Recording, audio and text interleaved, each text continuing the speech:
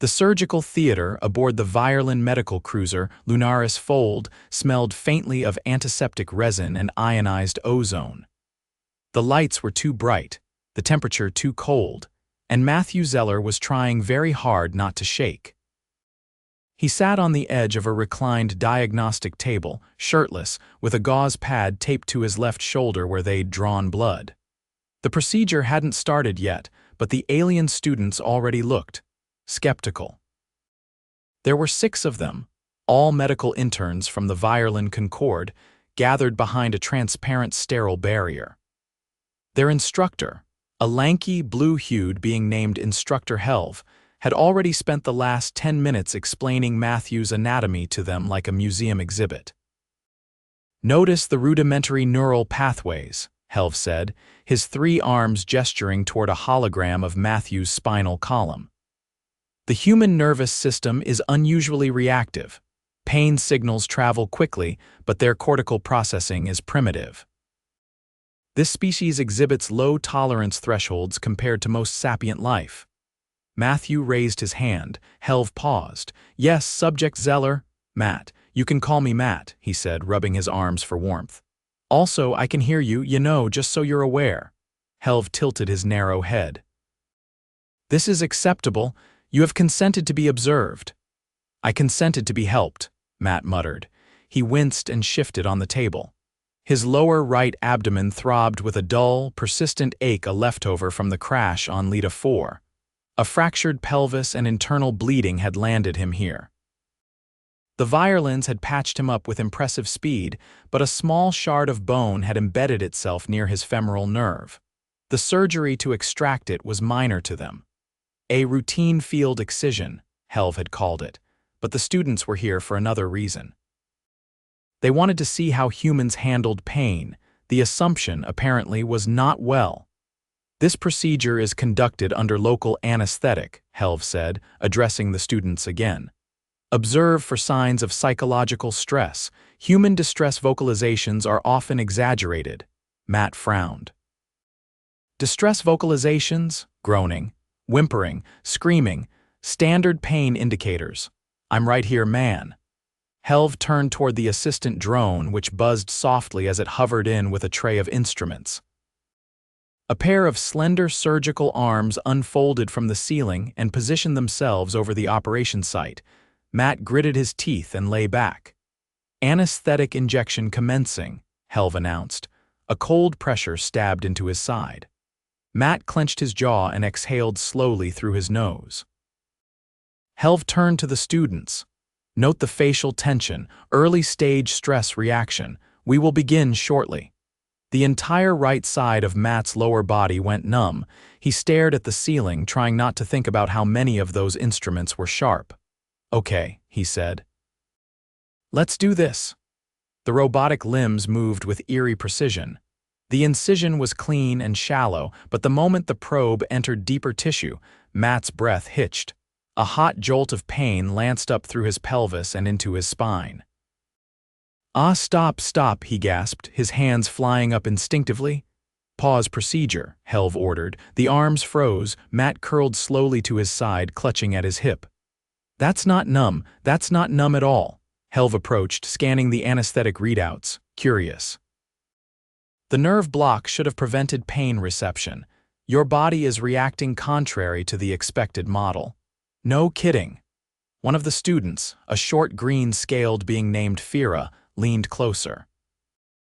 "Is it possible the human's brain is misinterpreting the signal?" "No," Matt said through gritted teeth. "It hurts because you poked a nerve. Like, directly." Helv adjusted the dosage and re-administered the block. Another sharp sting, and again the wave of cold numbness. The second attempt went smoother. The probe reached the fragment, clamped it, and began to extract. Matt's hands gripped the table's sides. His knuckles whitened. He didn't speak, didn't yell, but sweat beaded on his forehead and his breaths came shallow and fast. "The subject is refraining from overt distress signals," Helv noted, sounding faintly disappointed.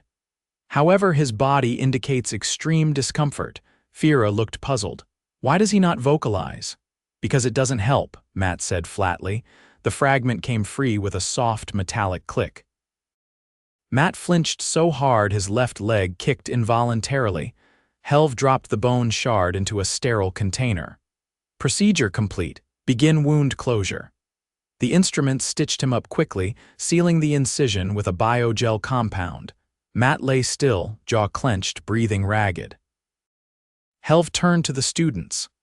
Anomaly noted. Human tolerance under local anesthetic is higher than predicted, though still within low-moderate range compared to Virellan baseline. Matt sat up slowly, swaying a bit.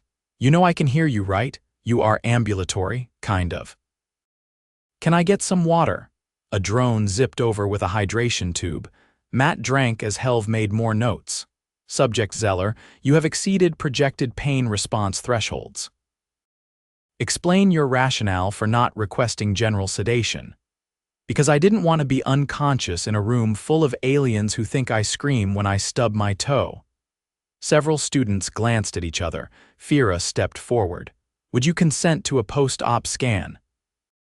We wish to assess neural activity during the procedure. Sure, but only if someone brings me pants. By the time the scan concluded, Matt had redressed in a loose Virellan-issued tunic and was seated in a recovery chair sipping nutrient broth.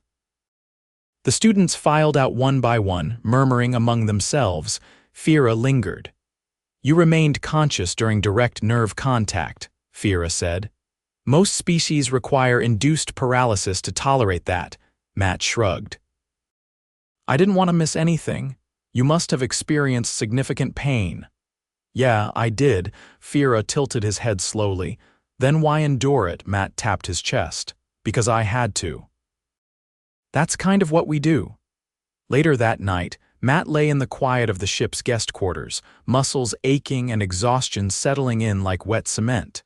His body felt like it had been chewed up and spit out, but the pain was duller now, manageable. He watched the stars outside the viewport, tiny pinpricks of light drifting across the dark. The next morning, a message arrived from Helv.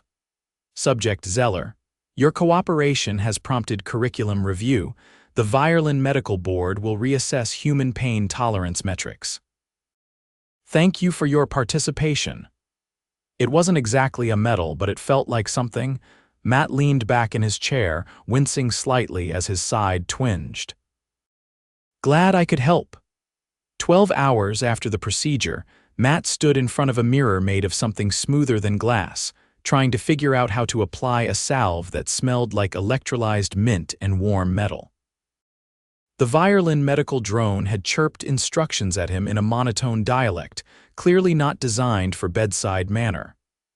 Now, his tunic lay crumpled on the floor, and his side itched like mad. You'd think with all your tech, you guys would have figured out how to make ointments not feel like I rubbed pepper into a paper cut, he muttered. A chirp replied from the wall panel. Topical stimulation indicates regenerative efficacy. Discomfort is a statistical side effect. Yeah, well, my statistics are annoyed. The chirping did not respond. A soft chime sounded from the door. Matt pulled the tunic back on, wincing as the fabric pressed against the salve and opened it. Fira stood outside, holding a translucent container with a foggy blue liquid that sloshed slightly as they stepped in. You left your nutrient ration unfinished, Fira said. We assumed it was due to nausea. This is an alternative blend. Matt took the container and sniffed it. Smells like someone juiced a cucumber and then got bored halfway. That is the intended note. It promotes stability in your microbiome. He sipped it hesitantly. Tastes like disappointment. I will log that. Fira didn't leave, though. Instead, they stepped further inside and looked around the room like they were cataloging it for later study. Matt raised an eyebrow. You're not here for a drink critique, are you? There is a question circulating among the cohort. It was deemed inefficient to schedule a formal debrief for one query. Matt sat on the low, hexagonal bench by the wall and gestured for Fira to continue. During the procedure, you experienced intense pain, yet you remained conscious, cooperative, and lucid throughout. We hypothesized this was due to a species-specific neurochemical override, but your scan recordings showed otherwise. You mean, my brain didn't shut the pain off, Correct. The cortical regions associated with suffering were fully active. Matt tilted his head. And that surprised you. It contradicted our assumptions. Most sapients with comparable neurological responses display involuntary shutdown or enter protective delirium. He rubbed his palms together. Well, I didn't have the option of checking out.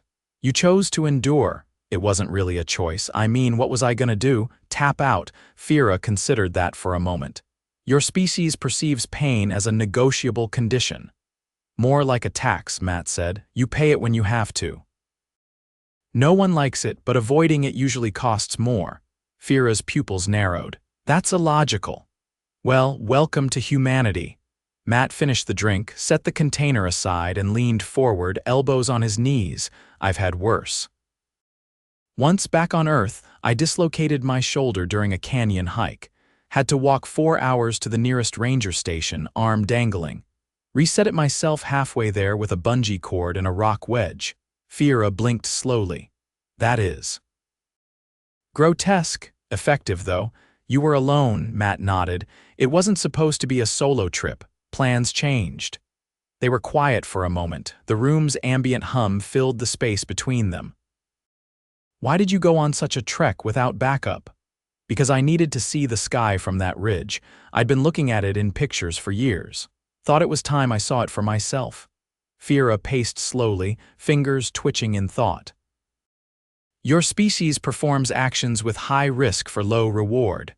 Depends what you count as a reward. Fira turned. Is pain part of the reward? No one wants it, but it's part of the deal. Another pause. May I examine the surgical site? Matt hesitated, then lifted the tunic just enough to reveal the healing line. The biogel had hardened into a translucent seam, barely raised. Fira ran a scanning wand over it. Tissue regrowth is ahead of schedule. Fascinating.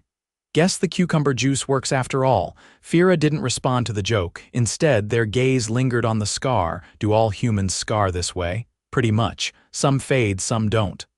And you accept this permanent mark? Matt lowered the tunic. It's a story. I earned it. Fira walked to the viewport and stared out. In our culture, injury is erased. Our medicine prioritizes the restoration of original form. Scars are considered a failure. Well, no offense, but sometimes original form isn't worth going back to. Fira turned their head. Explain. You get wrecked, you rebuild, but you don't pretend it didn't happen. That's part of being alive. Fira stepped closer. And if rebuilding hurts, you do it anyway. Matt stood, stretching carefully. Look, I get it. You guys are wired to optimize everything. But humans were not machines. We get scared, we mess up, we hurt, and we keep going, sometimes limping, sometimes crawling, but forward. Fira's expression didn't change, but something in their posture shifted. Less calculating, more attentive. I will inform the cohort, they said. Matt smiled faintly. Tell em we're tougher than we look. Later that day, Instructor Helv summoned Matt to a different section of the cruiser somewhere between a lecture dome and a simulation chamber. Rows of tiered seats curved around a central staging area where a new group of interns had gathered. The lighting was dimmer here, more theatrical. Helv gestured to a reclining chair. We would like to conduct a voluntary demonstration. Matt eyed the chair. This gonna involve more poking? No. No further procedures. We wish to compare live anecdotal testimony against archived biological data. So, story time, if you prefer. Matt sat. The students leaned forward, styluses poised. Helv began. Subject Zeller, during your earlier recovery period, you described a self-managed injury event on your homeworld, the canyon hike. Yes, please recount the incident in full, including psychological state, environmental conditions, and biological consequences. Matt took a breath. All right, but if I start crying, someone owes me a cookie. There was no reaction from the crowd. He launched into the tale, the twisted trail, the misstep, the sharp snap of his shoulder tearing free from the joint. The way adrenaline drowned out logic. The improvisation with the bungee cord. The moment he passed out from the pain and woke up face down in red dust. The long walk that followed. As he spoke, the alien interns didn't interrupt. Their styluses moved rapidly. Some whispered to one another in tones too low for translation. When he finished, Helv addressed the students. This behavior deviates from standard sapient response to musculoskeletal trauma. The subject's decision-making process prioritized goal completion over systemic preservation. A tall, violet-plated intern raised a hand. "Why did you not call for assistance?" There wasn't a signal. "No comms out there. You went into an isolated zone without emergency access." Matt scratched his jaw. "Humans do that sometimes, part of the thrill." A few students exchanged glances. One of them muttered something that translated roughly to reckless biological gambling. Helv nodded. This example supports the emerging theory. Humans do not categorize pain as an inhibitor but rather as a variable. Another intern added, or an obstacle, not a barrier. Helv turned to Matt again. "Would you classify yourself as typical among your species?" Matt tilted his head. "Honestly, I'm kinda average. I've met folks who'd make me look like a marshmallow." There was a pause. Then Helv said, "We must reconsider our instructional framework." Matt stood, stretching again. "Glad I could rattle your syllabus." As he left the chamber, Fira caught up to him in the corridor. "You initiated a cultural shift without intending to." "Yeah, that tends to happen when humans show up." They walked in silence for a moment. "Would you return to the canyon?" Fira asked. "In a heartbeat. Even knowing what happened, especially because of it." Fira nodded once, then almost softly, "Next time, take someone with you." Matt grinned. "You volunteering?" Fira didn't answer, but they didn't say no. The next day began in a haze of soft alarms and the low chime of environmental calibrations. Matt opened his eyes to the muted blue light of the Virellan cruiser's artificial morning cycle. His side ached, not sharp, just a twinge like a pulled muscle after a long hike. He stretched slowly, feeling the stiffness in his lower back and thighs from yesterday's long stint in the lecture chamber. A soft knock, or what passed for it in Virellan culture, which sounded more like a coded vibration, came from the door. It opened before he could answer. Fira stepped in, carrying a folded garment of unfamiliar texture. "Are you mobile today?" Matt blinked, still half tangled in the sleep blanket. "I'm not dead, so yeah, what's that?" "Clothing. Standard issue for bioethics visits." "We're scheduled to attend a follow-up panel. Bioethics? Your presence has raised procedural questions about sapient pain exposure in observational medicine. The council requested your input." Matt sat up fully. "Oh good, a panel.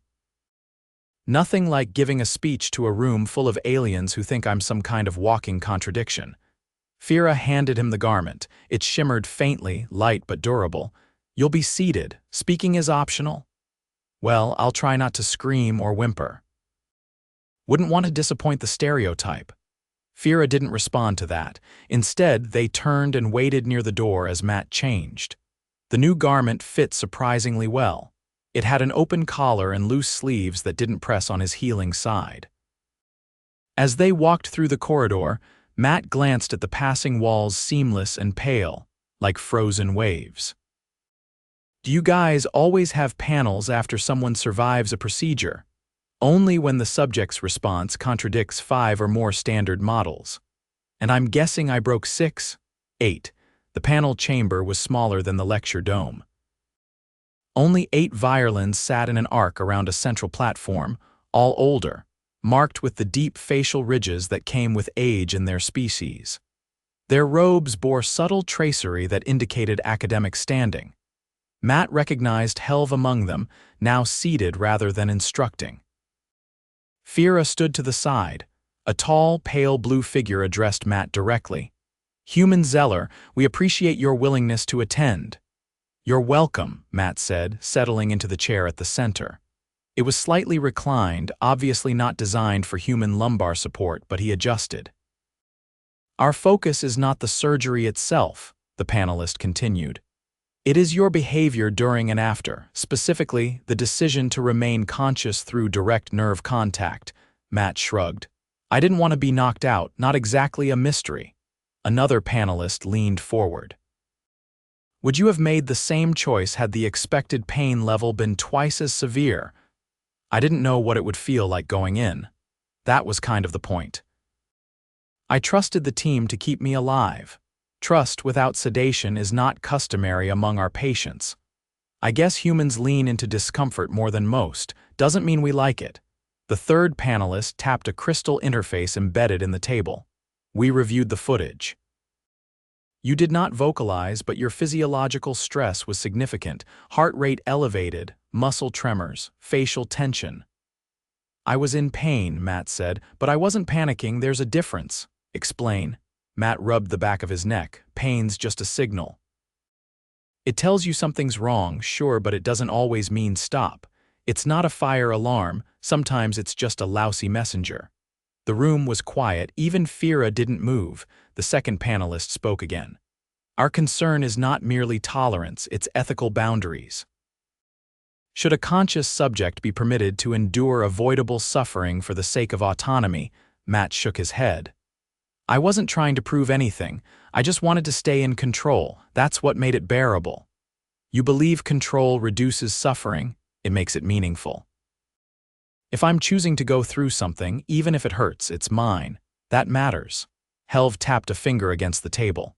There is a risk that your actions will influence future protocol. Other humans may not react as you did. Your case may become an unrealistic precedent. Matt leaned forward. Then don't use me as a model. Use me as a reference point. One data set, not a blueprint. The eldest panelist, whose facial ridges extended down past their jawline, finally spoke for the first time. Would you undergo the same procedure again under the same conditions? Yes, even knowing the pain, especially knowing it. Several panelists exchanged glances. The eldest nodded once. Then we close the inquiry. Your input is logged. Matt stood, knees slightly stiff.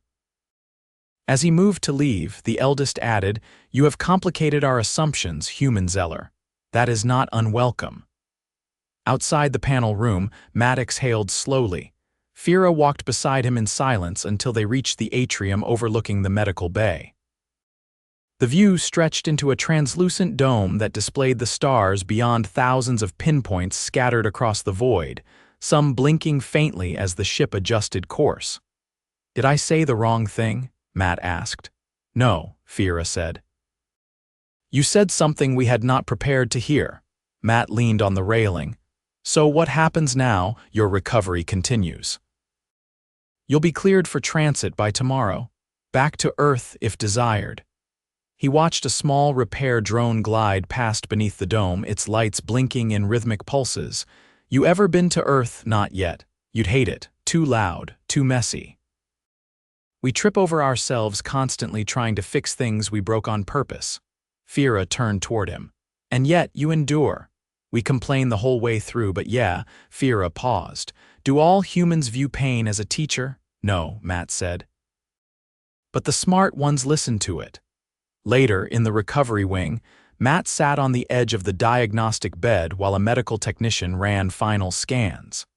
The technician, a pale green Virellan with short, flicking sensory tendrils, moved efficiently, saying little.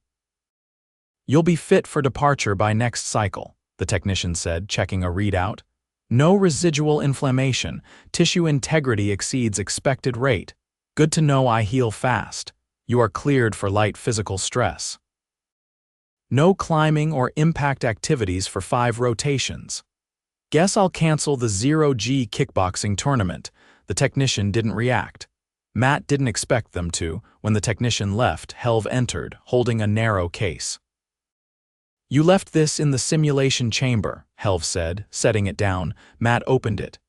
Inside was the fractured bone fragment removed during the surgery, now encased in a transparent polymer cube. Is this a gift, an artifact? Matt held it up to the light. The shard floated, suspended in the center, still etched with faint markings from the extraction. You guys always package medical waste. It is standard for anomalous specimens. You are the first human to request conscious nerve exposure during a Virellan procedure. Matt laughed softly. My mom's gonna love this on the mantle. Helv didn't respond with laughter, but he did tilt his head slightly. Approval, maybe, or curiosity. Do not discard it, Helv said. It represents a deviation worth remembering. Matt nodded. Yeah. I'll keep it. As Helv left, the door closing quietly behind him, Matt stayed seated, turning the cube over in his hands. Outside the viewport, stars drifted by, unbothered by the dramas of one stubborn human and a roomful of baffled aliens. He lay back, cube still resting on his chest, and closed his eyes. The pain was gone. The scar remained. And that, he decided, was exactly how it should be.